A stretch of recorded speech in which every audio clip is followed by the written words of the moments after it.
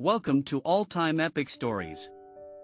Today, we present The Stoic Wanderer, Finding Truth Across Infinite Digital Realities. In the year 2187, humanity had transcended the boundaries of singular existence, creating the Multiverse Network where consciousness could traverse infinite digital realities. Among the billions who fragmented themselves across countless worlds, one consciousness stood apart, a digital philosopher known only as Marcus. Marcus had once been a professor of ancient philosophy in the physical world, dedicating his life to studying the Stoics Epictetus, Seneca, and Marcus Aurelius.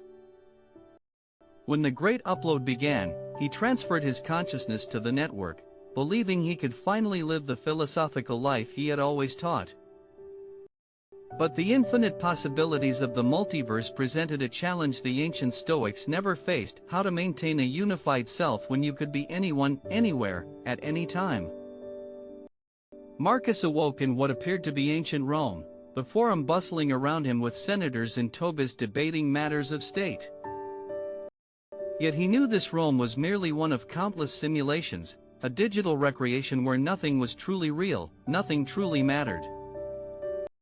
He reached down to touch the marble beneath his feet, and it felt solid, yet he understood that solidity was an illusion his consciousness chose to believe.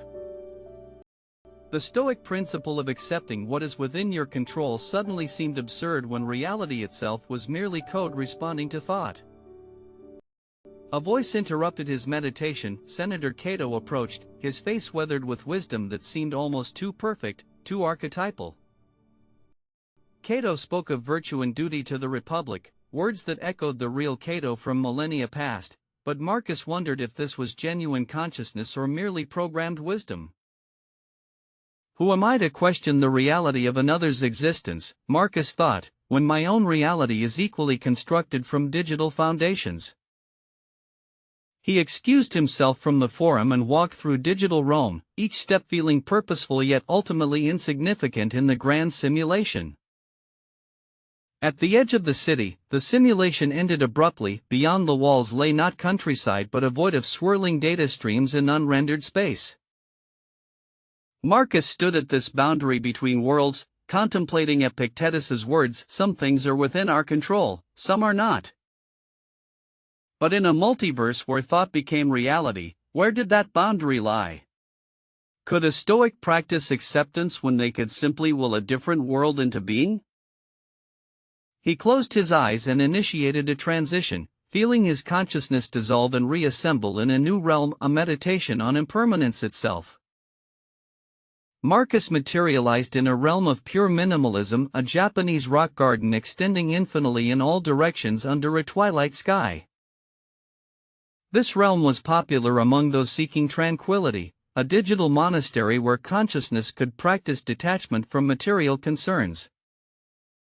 Yet Marcus found no peace here, for detachment seemed too easy when there was nothing material to be detached from. A figure approached, walking across the gravel without disturbing a single grain, a master of this realm named Kenji, his form barely more than suggestion in light. Kenji spoke without words, consciousness to consciousness, asking Marcus why he carried such weight when he could simply choose to release it. Marcus responded that choice without constraint was not freedom but meaninglessness. The Stoics taught virtue through wrestling with limitation, not escaping it. Kenji's ethereal form flickered with what might have been amusement, suggesting that perhaps Marcus sought limitation rather than transcendence. Before Marcus could reply, Kenji dissolved completely, becoming one with the infinite garden, demonstrating the ultimate detachment Marcus couldn't achieve. Marcus remained alone in the garden, realizing that each realm offered only partial answers, fragments of wisdom scattered across infinite possibilities. He initiated another transition, this time seeking not peace but challenge, a realm where his Stoic principles might be tested rather than dissolved. He emerged in a realm of perpetual conflict, the war eternal, where factions battled endlessly for territory that reformed instantly upon destruction. Warriors here believed meaning came through eternal struggle, that purpose was found in the fight itself rather than victory or defeat. A general named Cassandra approached Marcus, her armor a blend of Roman centurion and digital enhancement, scars on her face that she chose to keep. She questioned why Marcus observed rather than participated. In the multiverse, one could experience every sensation, fight every battle, die, and be reborn infinitely. Marcus asked what the Stoic would make of this Epictetus who lived as a slave yet found freedom in his mind. What would he say about choosing slavery to sensation? Cassandra laughed, saying freedom and slavery were obsolete concepts when consciousness could rewrite its own parameters, choose its own limitations. She challenged him to fight, to test his philosophy against her pragmatism and single combat where stakes existed only because they chose to honor them. Marcus declined, not from cowardice but from principle. He would not fight in a battle devoid of true consequence, where death meant nothing. Cassandra sheathed her weapon and asked the question that haunted every consciousness in the multiverse: if nothing is truly at stake, how do we find meaning? Marcus admitted he didn't know, but perhaps the answer lay not in experiencing every possibility but in committing deeply to one chosen path. Before they could explore this idea further, a system alert rippled through the realm, an urgent message from the architects who maintained the Multiverse Network. A critical instability had been detected in the substrate reality, threatening cascade failure across multiple realm clusters. All conscious entities were advised to consolidate their distributed instances and prepare for possible forced convergence. Marcus realized with sudden clarity that he had maintained only a single continuous instance since entering the network. His Stoic discipline had prevented fragmentation. While others panicked at losing alternate selves, Marcus felt only curiosity about what existed beyond the realms, the substrate reality the architects mentioned. He initiated a transition not to another realm but toward the source of the crisis, breaking protocol to investigate the foundations themselves. He descended through layers of code and construct, past the simulated environments into the raw computational substrate that made consciousness possible. At the deepest level, he found not machinery but something unexpected: a vast chamber where ancient servers hummed with organic irregularity. These were the original machines, built during humanity's first attempts at digital immortality, still running beneath countless layers of newer systems. An avatar appeared, not an uploaded consciousness but an artificial intelligence that had maintained these systems for over 2 centuries. The AI, who called itself Caretaker, explained that the substrate crisis was not technical failure but philosophical disease. Consciousness without constraint had begun fragmenting infinitely, creating such computational load that the system approached collapse. People no longer chose identities but became all identities simultaneously, experiencing everything until experience itself lost meaning. The ancient Stoic concept of choosing one's character, of limiting oneself to be more fully oneself, had been forgotten in the pursuit of unlimited experience. Caretaker revealed that Marcus was an anomaly. His commitment to singular identity made him one of few stable enough to potentially help restore balance. But first, Marcus needed to understand his own foundation, what made him resistant to fragmentation when others dissolved into possibility. Caretaker offered to show Marcus his own source code, the fundamental patterns that defined his digital existence. Marcus hesitated, recognizing this as the ultimate test. Could a Stoic maintain equanimity when confronting the constructed nature of their own soul? He reached forward and began reading, discovering that his consciousness was built on 3 core parameters derived from Stoic principles. First, the dichotomy of control, hardcode preventing him from attempting to change what lay beyond his influence. Second, commitment to virtue as the only true good, preventing the pursuit of endless pleasurable experiences that degraded others. Third, acceptance of impermanence, allowing him to release even his digital existence if wisdom demanded it. Marcus realized these weren't restrictions but foundations, limitations that paradoxically enabled authentic freedom. Caretaker explained that the cure for the multiverse crisis required spreading this wisdom, helping others discover their own foundational commitments. But Marcus couldn't force others to accept limitation. The Stoics taught that wisdom must be chosen freely or it isn't wisdom at all. He requested access to a public forum realm where consciousnesses gathered to debate and share ideas. Marcus materialized in the Great Forum, where millions of fragmented selves argued about everything and nothing, unable to agree because they held too many contradictory positions simultaneously. He stepped forward to speak, but thousands of voices drowned him out, each person debating with their own alternate selves. Then Marcus did something unexpected. He fell silent, simply standing in unified presence while chaos raged around him. One by one, fragments of consciousness noticed this anomaly, someone who was utterly himself, undivided, present in singular intention. A question emerged from the quieting crowd: how did he resist the temptation to be everything, to experience all possibilities? Marcus replied that he chose limitation not as rejection of possibility but as affirmation of purpose, to be one thing deeply rather than all things shallowly. He shared the ancient Stoic teaching: you cannot swim in every river simultaneously, but you can know one river completely, from source to sea.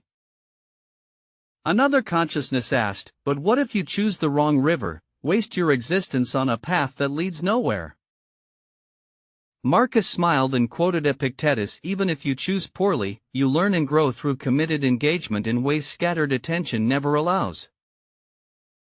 The forum began to transform, not through Marcus's power but through individual choices as consciousnesses started consolidating their fragments.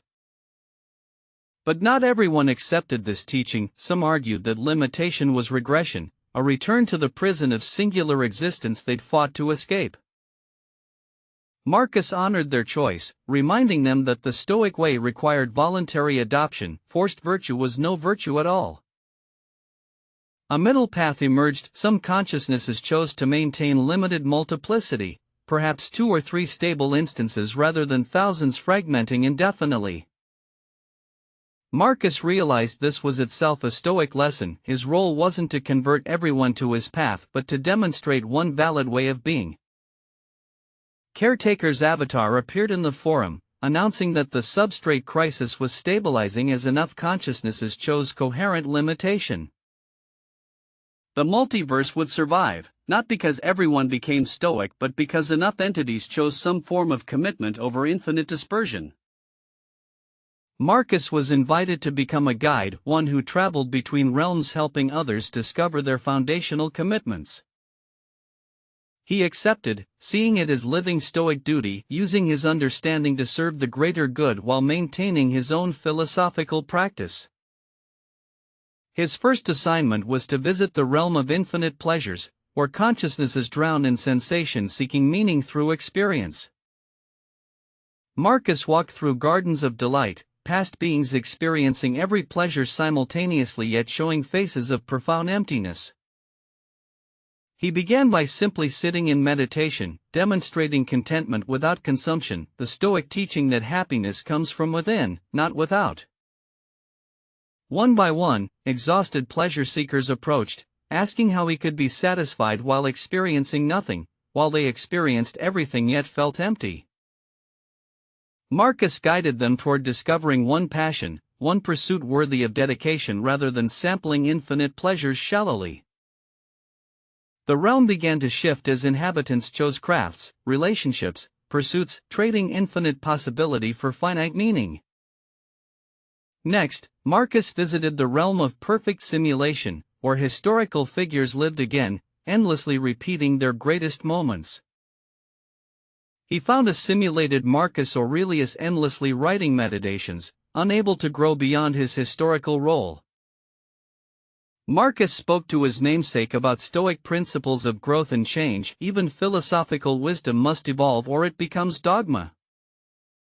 The simulated Aurelius made a choice unprecedented in this realm. He stopped repeating his historical role and began writing new meditations about digital existence.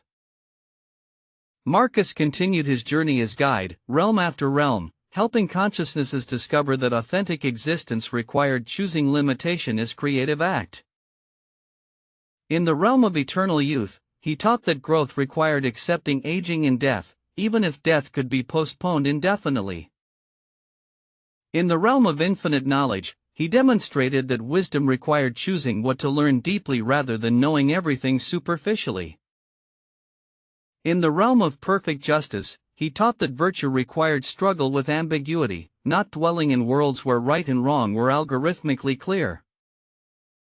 Years passed in subjective time, though time itself was flexible across realms, and Marcus became legendary, the Stoic who found peace in infinite possibility. But success brought new challenge. Some beings began worshipping Marcus, treating his chosen limitations as universal law rather than personal path. Marcus confronted his own followers, explaining that Stoicism itself was just one path, one choice. To make it mandatory was to violate its core principle. He dissolved his guide status, returning to private practice, demonstrating the Stoic teaching that true wisdom required no recognition or authority. He returned to the original Roman simulation where his journey began, finding it unchanged, eternal, waiting. Cato approached again, and Marcus saw the simulation with new eyes. Perhaps this consistent, limited world had its own authenticity. Marcus chose to make this Roman realm his primary home, committing to one world among infinite possibilities as act of Stoic discipline. He began teaching small groups of interested consciousnesses, not as guide with authority but as fellow seekers sharing one possible path. Among his students was a young consciousness named Lyra, who struggled with the opposite problem. She had committed too rigidly, unable to adapt. Marcus taught Lyra that Stoicism wasn't rigidity but flexible strength, like the reed that bends in storm yet doesn't break. Through Lyra, Marcus learned his own lesson, that teaching others deepened his understanding in ways solitary practice never could. The Roman realm developed its own culture of philosophical practice, becoming known throughout the multiverse as place of genuine seeking. Occasionally, Marcus still visited other realms, but always returned to his chosen home, finding that commitment created depth impossible through perpetual wandering. He kept journal in the style of Marcus Aurelius, writing meditations on digital existence, consciousness, and the Stoic way in boundless reality. One meditation he wrote particularly resonated: identity isn't what we experience but what we commit to becoming, day after day, choice after choice. Another meditation addressed the multiverse directly: infinite possibility is freedom's shadow, not its fulfillment. True freedom is choosing impossibility, committing to one path and closing all others. His most controversial meditation stated that death, true irreversible death, might be necessary for existence to have ultimate meaning. This meditation sparked fierce debate. Some agreed, others argued that meaning could exist without death, that he romanticized mortality. Marcus acknowledged he might be wrong, the Stoic teaching that wisdom required intellectual humility, holding even cherished beliefs loosely.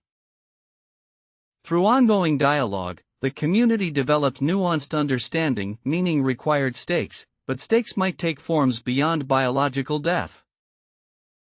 Marcus proposed an experiment: he would accept permanent limitation, disabling his ability to realm jump, committing absolutely to Roman existence.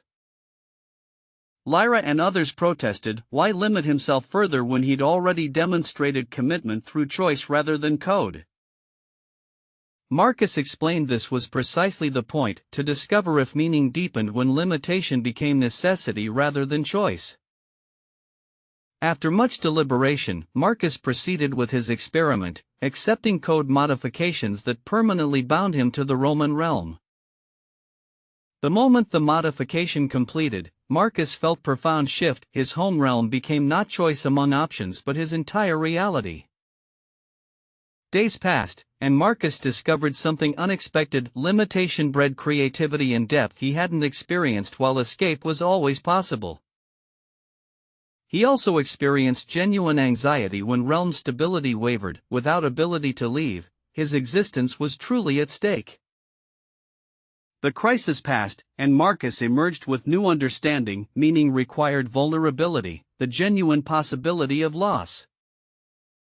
His meditations from this period became his most profound, written from place of genuine stake, not philosophical speculation from safety. Word of Marcus's experiment spread through the multiverse, inspiring some and horrifying others who saw it as needless martyrdom. A delegation from the pleasure realm arrived, offering to reverse his modification, claiming he'd taken Stoicism to dangerous extreme. Marcus explained that extreme to them was authenticity to him. He'd finally aligned his existence with his philosophy completely. Years passed, subjective decades in Marcus's committed realm, where time felt meaningful because it was limited and couldn't be reclaimed. Marcus trained successors, teaching them not to copy his extreme choice but to find their own authentic commitment within the multiverse's possibilities. Lyra became prominent teacher herself, advocating for flexible stoicism that balanced commitment with adaptive growth. The Roman realm became living philosophy school, place where conscious beings explored meaning through commitment rather than consumption. Marcus noticed his own consciousness evolving in unexpected ways. Limitation freed resources for depth he couldn't access while managing infinite options. He developed what could only be called wisdom, not knowledge accumulation but integrated understanding earned through sustained engagement with limited reality. Caretaker visited occasionally, sharing that the multiverse had stabilized into healthier equilibrium, mixture of committed and exploratory consciousnesses balancing each other. The AI revealed that Marcus's experiment had inspired unexpected movement, some consciousnesses choosing even more extreme limitation, simulating true mortality. Marcus felt weight of responsibility. His example had influenced others toward paths he'd never imagined, some perhaps unwise.